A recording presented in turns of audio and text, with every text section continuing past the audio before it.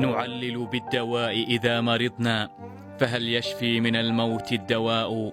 ونختار الطبيب، فهل طبيب يؤخر ما يقدمه القضاء؟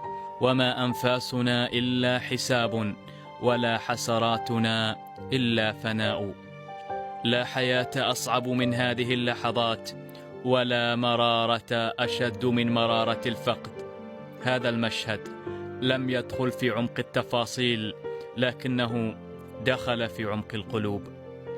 هنا القلوب كلها تنبض من أجل صديق، من أجل رفيق درب لم تصلهم أحواله بعد.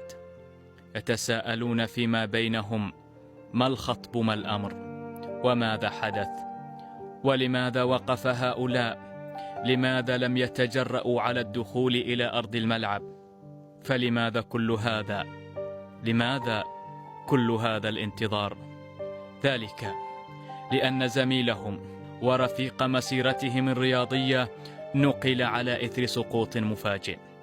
يا لها من حسرة، يا له من ألم.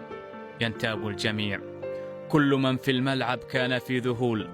إنه الخبر المؤلم الذي نزل كالصاعقة. مخلد في ذمة الله.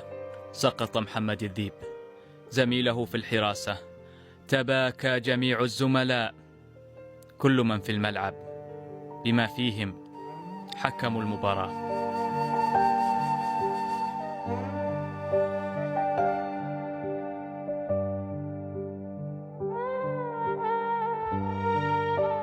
بقي كانوا جالسا يعاتب الأمر، لكن لا اعتراض على القضاء.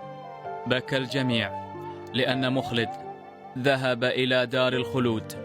استشعر الجميع حقا: لا أحضان ولا تعانق بيننا بعد اليوم.